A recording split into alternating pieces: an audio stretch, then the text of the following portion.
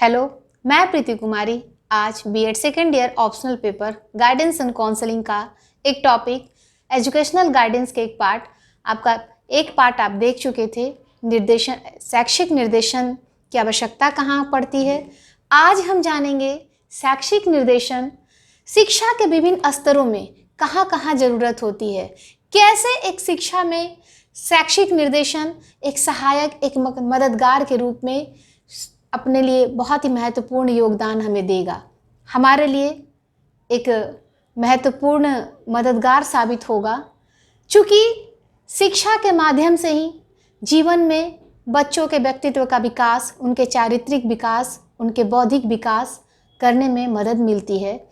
तो जब हम शैक्षिक निर्देशन की बात, आज का जो टॉपिक है शिक्षा के विभिन्न स्तरों में शैक्षिक निर्देशन, तो जब विभिन्न स्तरों की बात आती है तो यहाँ विद्यार्थियों की जो संख्या होगी ये भी विभिन्न स्तर और विभिन्न आयु वर्ग विशेष के होंगे। जैसे अगर हम अलग अलग स्तरों की बात करें, प्राइमरी लेवल से लेकर के प्री प्राइमरी, प्राइमरी, उसमें मिडिल का भी पार्ट आएगा, माध्यमिक स्तर में भी आएगा।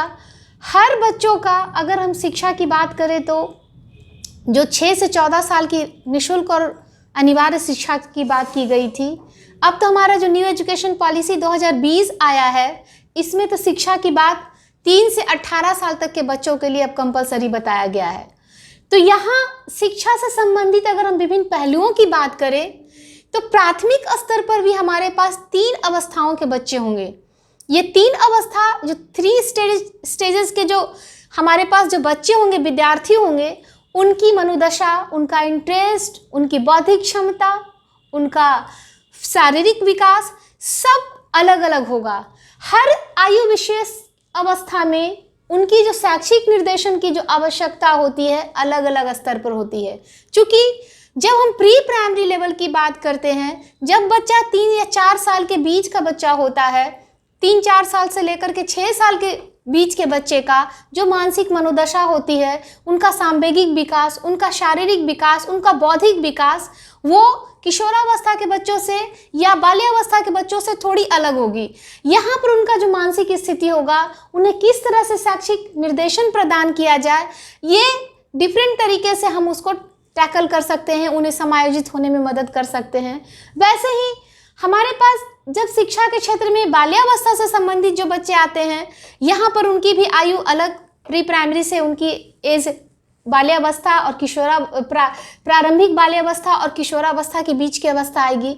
और जब किशोरावस्था की बात आएगी तो किशोरावस्था यानी कि 13 साल से 19 साल तक के बच्चे, तो हर आयु विशेष के बच्चों की जो उनकी शारीरिक जो विकास होगा, मानसिक विकास होगा, बौद्धिक विकास होगा, संज्ञानात्मक विकास होगा, उनकी जो आवश्यकताएं होगी, उनका रुचि होगा, उनका इंटरेस्ट होगा, हर तरह से हर आयु वर्ग विशेष में एक दूसरे अवस्थाओं से भिन्न होगी। एक तो बच्चों में अपने आप में ही एक मनोवैज्ञानिक विशेषता लिए होते हैं और दूसरे हर आयु विशेष की उनकी आवश्यकताएं और उनकी जो विशेषताएं होती है वो भी अलग अलग होती है। तो यहाँ पर शिक्षा के क्षेत्र में ऐसा नहीं कि हर एक तरह के शैक्षिक निर्देशन हर बच्चों पर एप्लीकेबल है, बल्कि भिन्न भिन्न स्तर में उनके लिए अलग अलग तरह से शैक्षिक निर्देशन की आवश्यकता पड़ती है। उन्हें शैक्षिक निर्देशन दिया जाता है ताकि हर आयु विशेष के बच्चों की जो समस्याएं अलग अलग होती है उन्हें अच्छी तरीके से समायोजित कर उन्हें जीवन में अच्छी शिक्षा प्रदान करने में, शैक्षिक निर्देशन देने में, समायोजन करने में एक मददगार साबित हो सकता है। तो आज विस्तार पूर्वक हम इस पर चर्चा करते हैं, शैक्षिक निर्देशन का विभिन्न स्तरों में कैसे ज़रूरत पड़ती है। तो सबसे पहले हम प्राथमिक विद्यालय में शिक्षा संबंधित जो निर्देशन की आवश्यकता होती है, कैसे ज़रूरत पड़ती है, इस पर हम चर्चा करें। तो जब हम बात करते हैं शिक्षा के क्षेत्र में विभिन्न स्तरों पर शैक्षिक निर्देशन की, तो सबसे पहले बात करेंगे गाइडेंस इन एलिमेंट्री स्कूल। प्राथमिक स्तर पर शिक्षा कैसे ज़रूरत पड़ती है। सबसे बड़ी बात हम बता दें, हमारे देश में शैक्षिक निर्देशन प्राथमिक स्तर पर बहुत ज़्यादा महत्व नहीं दिया गया है, जबकि अगर अमेरिका जैसे देशों की बात करें तो वहाँ पर 300 विद्यार्थियों की संख्या वाले स्कूल में एक पूर्णकालिक परामर्शदाता रखने की बात की जाती है और प्राथमिक स्तर पर भी शैक्षिक निर्देशन को महत्व दिया गया है। तो क्यों जरूरत पड़ती है या प्राथमिक स्तर पर शैक्षिक निर्देशन के लिए सबसे पहले बात कर दे कि प्राथमिक स्तर पर कितने तरह के बच्चे होते हैं, किन किन अवस्थाओं के बच्चे होते हैं। प्राथमिक स्तर पर शिक्षा की अगर हम बात कर ले तो यहाँ पर प्री प्राइमरी से लेकर के क्लास 8 तक के बच्चे प्राथमिक स्तर में ही आएंगे। तो क्या प्री प्राइमरी के बच्चे, क्लास 3 के बच्चे, क्लास 7 के बच्चे, क्या सबकी मानसिक स्थिति एक समान हो सकती है? क्या सबका शारीरिक विकास, संज्ञानात्मक विकास, बौद्धिक विकास, सांवेगिक विकास एक समान हो सकता है?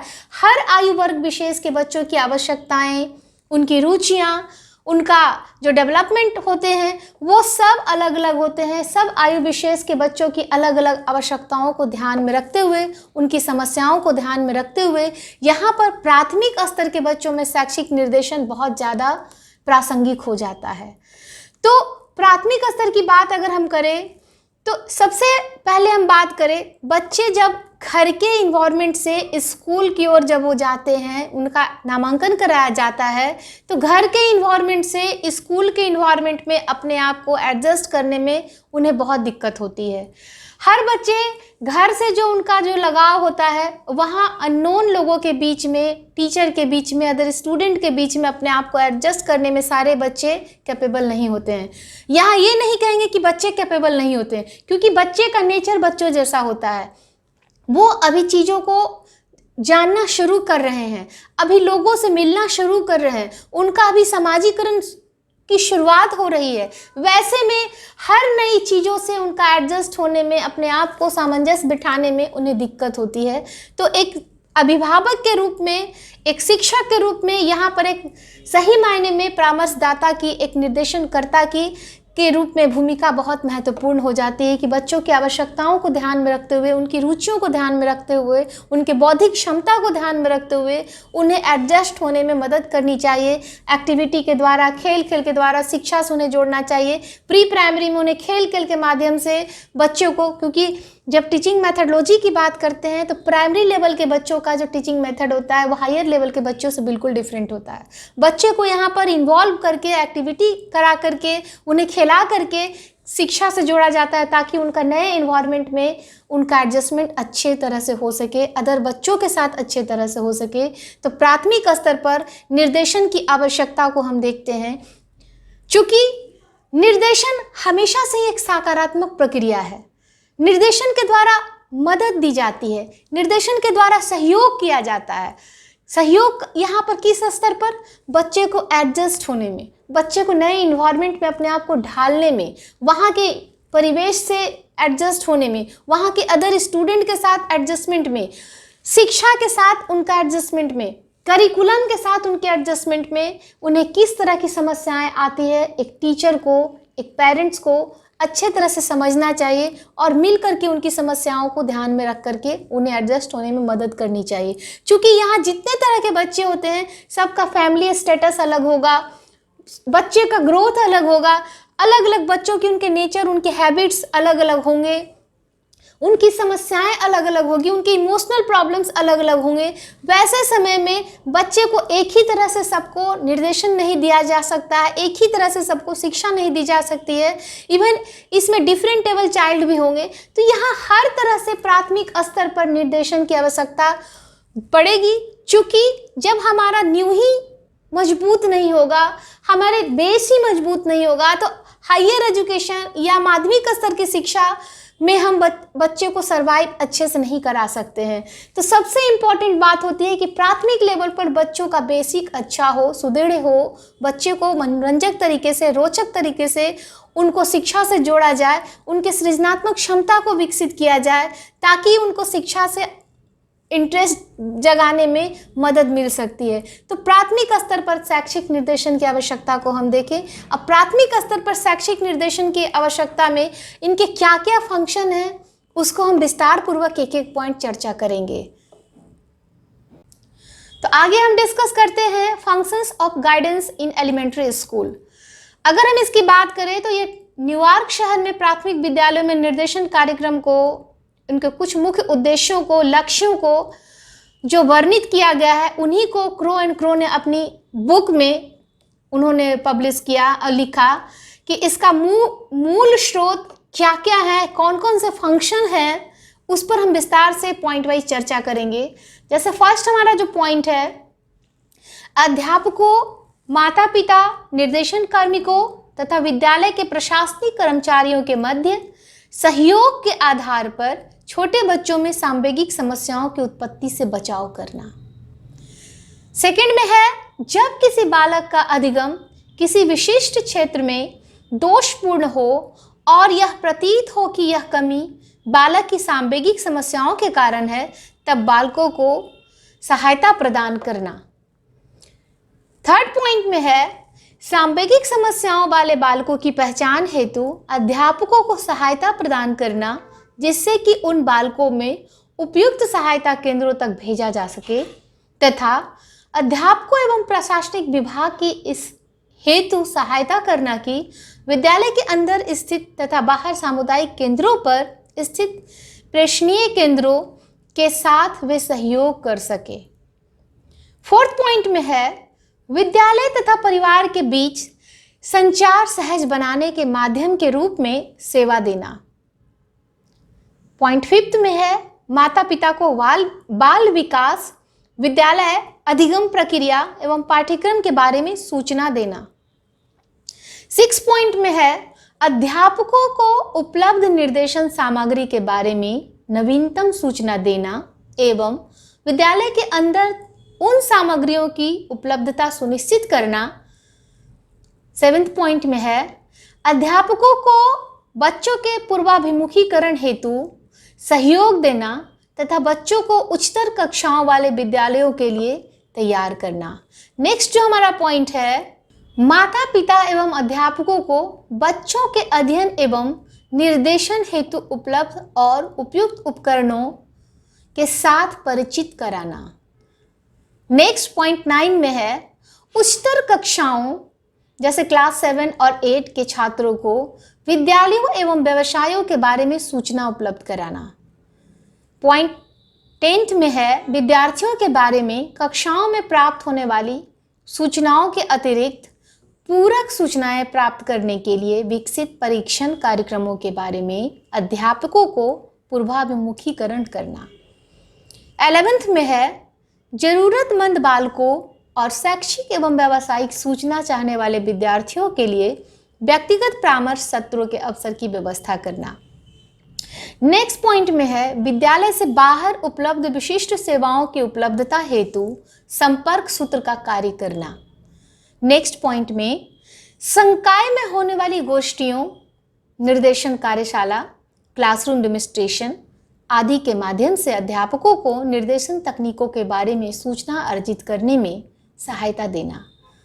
नेक्स्ट में है, उपयुक्त विद्यालयों में बालक का स्थापन। और सबसे लास्ट पॉइंट में है, अन्य विभागों तथा अभिकरणों के साथ मानसिक आरोग्य कार्यक्रम के लिए सहयोग करना। तो ये हमारे प्राथमिक स्तर के बच्चों के लिए कौन कौन से फंक्शन है निर्देशन स्तर पर जो बच्चों के लिए हम उस पर डिस्कस किए। अब हम आगे माध्यमिक स्तर के बच्चों के लिए जो शैक्षिक निर्देशन दी जाती है उस पर हम विस्तार से चर्चा करेंगे। तो नेक्स्ट हमारा जो डिस्कस करना है शिक्षा क्षेत्र में विभिन्न स्तरों पर निर्देशन की, शैक्षिक निर्देशन की आवश्यकता में, तो गाइडेंस इन सेकेंडरी स्कूल्स, माध्यमिक स्तर के स्कूलों में निर्देशन। चूँकि जब माध्यमिक की बात आती है, अभी तक तो हम जाने प्राथमिक स्तर के बच्चों की बात, बाल्यावस्था के बच्चों की बात हम किए। बाल्यावस्था के बच्चों की विशेषताएं अलग होती है। माध्यमिक स्तर की जब हम बात करते हैं तो यहाँ पर माध्यमिक स्तर के क्लास में क्लास 9th, 10th, 11 और 12 के बच्चे होते हैं। 9th स्तर की बात अगर हम करें माध्यमिक स्तर में, तो 9, 10th और 11, 12 के बच्चे किशोरावस्था में प्रवेश कर जाते हैं।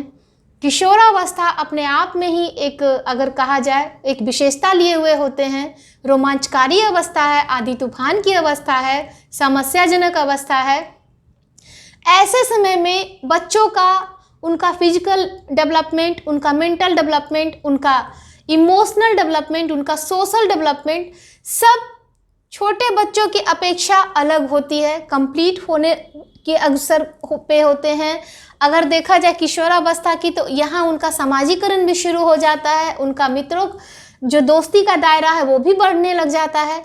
वैसे में बाल्यावस्था के बाद किशोरावस्था में उनके जो हार्मोनल चेंजेस होते हैं, उनके जो फिजिकल और मेंटल चेंजेस जो होते हैं, इसके कारण उनमें बहुत ज़्यादा उत्सुकता होती है किसी भी नए चीज़ों के बारे में जानने की, नए नए दोस्त बनाने के प्रति भी वो इच्छुक होते हैं।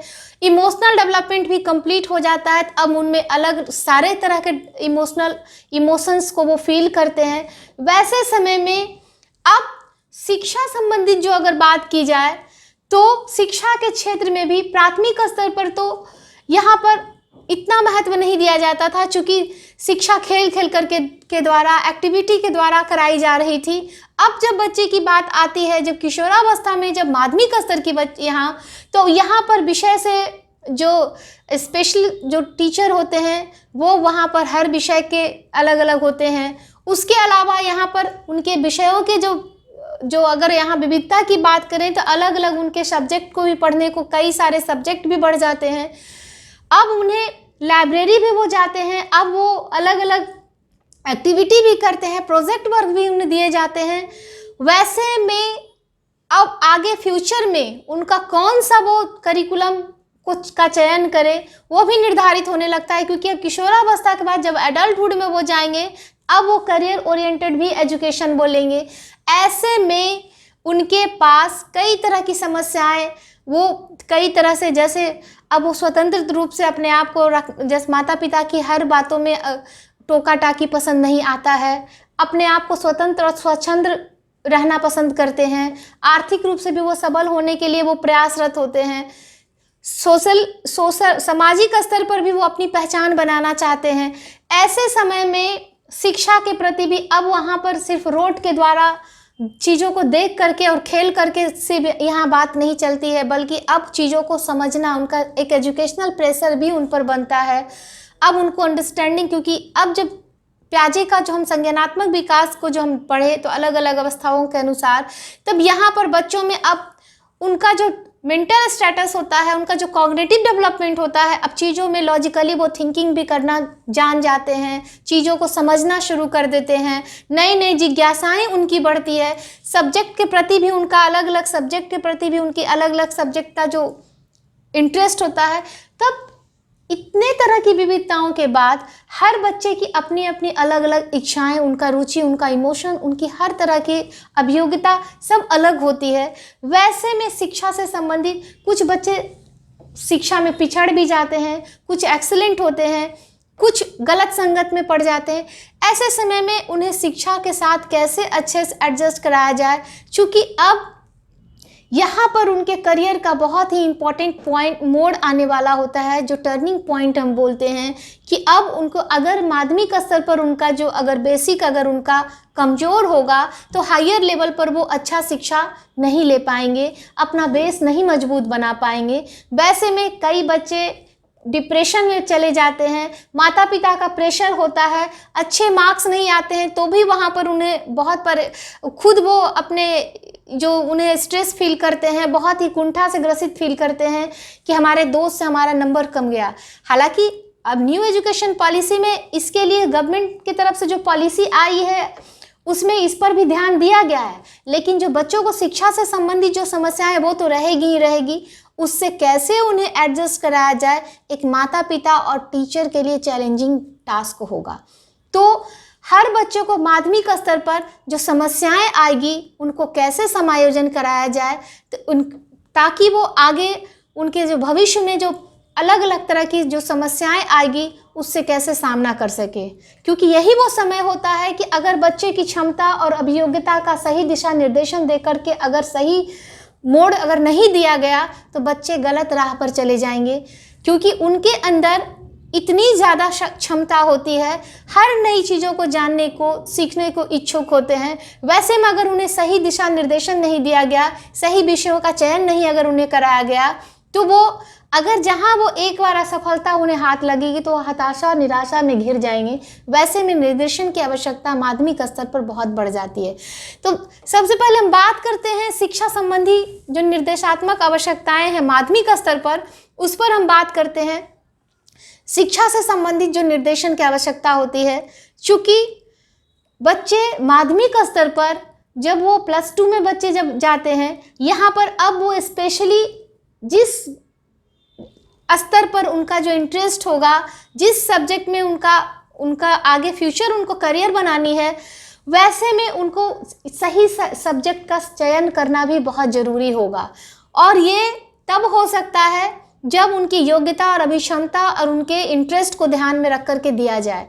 वैसे में शिक्षा संबंधी उन्हें कई तरह के चैलेंजेस फेस करने होंगे, जैसे नए करिकुलम में का चयन करने से लेकर के अलग स्कूलों में जब उनका जिस स्कूल में पढ़ते हैं नए स्कूलों में एडमिशन कराने से संबंधित, नए दोस्तों के साथ एडजस्टमेंट में, टीचर के साथ एडजस्टमेंट में जो समस्याएं आएगी। और दूसरी बात है जो किशोरावस्था की जो अपने आप की जो समस्या होती है, क्योंकि बच्चे अभी यहाँ पर भी वो कई तरह के असमंजस में होते हैं, जैसे उनके जो शारीरिक जो उनमें जो बदलाव आएंगे, उनमें जो मानसिक जो उनका एक मेंटल स्टेटस जो होगा, यहाँ पर क्या होगा, मेंटल स्टेट कहने की मतलब है कि अब अभी तक तो माता पिता जब बाल्यावस्था में थे तो हर काम के लिए उन्हें हेल्प कर रहे थे, लेकिन जैसे जैसे वो किशोरावस्था में आते हैं, हायर क्लास में जब चले जाते हैं, तो माता पिता चाहते हैं कि अब वो सेल्फ डिपेंडेंट बने, हर काम खुद से करे। वैसे में अब वो अपने आप को सोचते हैं कि अब हमारा कोई हेल्प नहीं करता है हर काम में। एक तो ये प्रेशर, दूसरे तरफ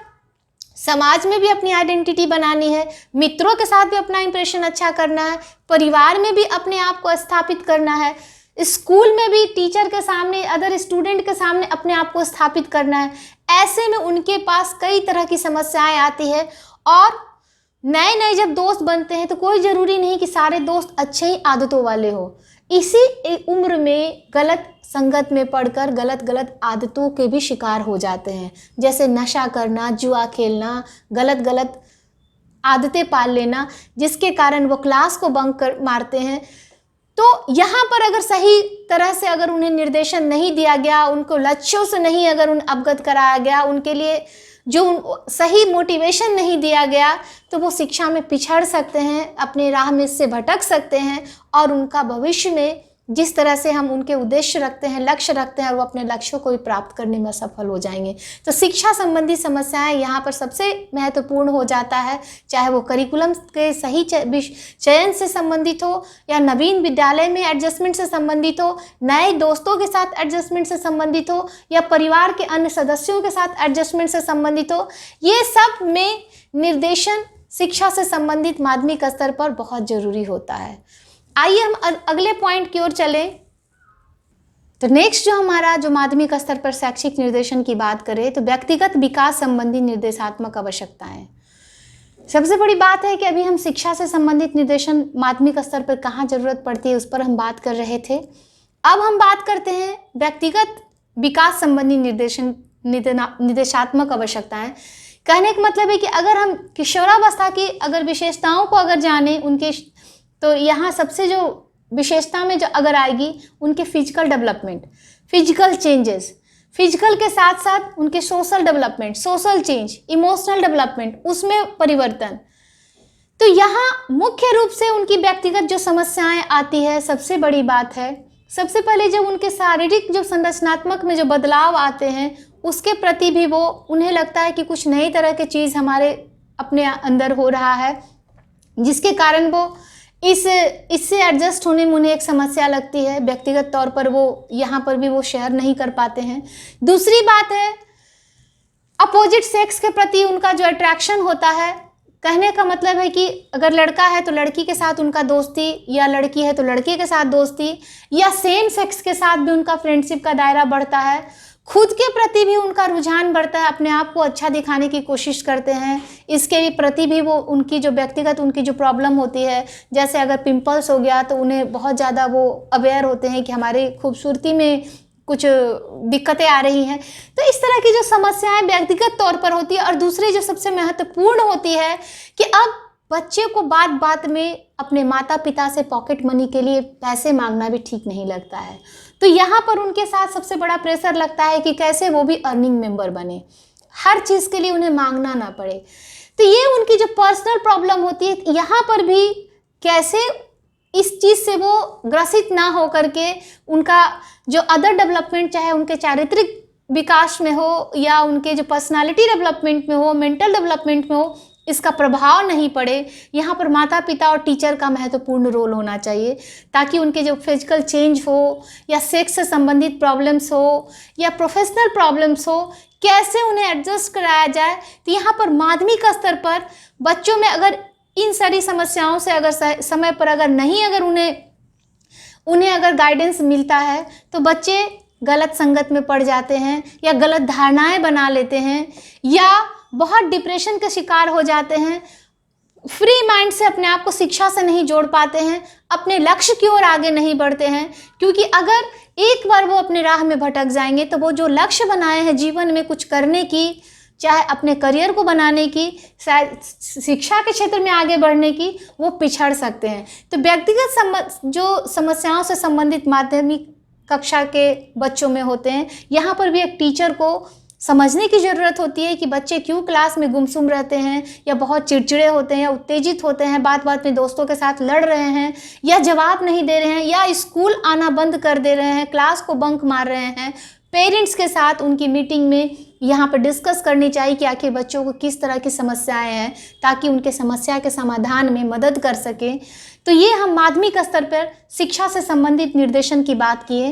तो उम्मीद करते हैं आज के क्लास में विभिन्न स्तर पर शिक्षा के क्षेत्र में जो शैक्षिक निर्देशन आज का जो समझ में आया होगा। आज हम बात की कि कैसे एक प्राथमिक स्तर से लेकर के बाल्यावस्था से लेकर के किशोरावस्था तक के बच्चों में शिक्षा से संबंधित शैक्षिक निर्देशन की आवश्यकता पड़ती है, और ये निर्देशन सही तरीके से देने से ही बच्चे को शिक्षा से संबंधित जितनी भी तरह की समस्याएं आती है, चाहे वो करिकुलम से संबंधित हो, चाहे इन्वायरमेंट से संबंधित हो, यहाँ पर एडजस्ट होने में मदद करती है। उम्मीद करते हैं आज का क्लास पसंद आएगा, और कहीं कन्फ्यूजन होगा तो आप अपने डाउट्स को क्लियर कर सकते हैं। Thank you.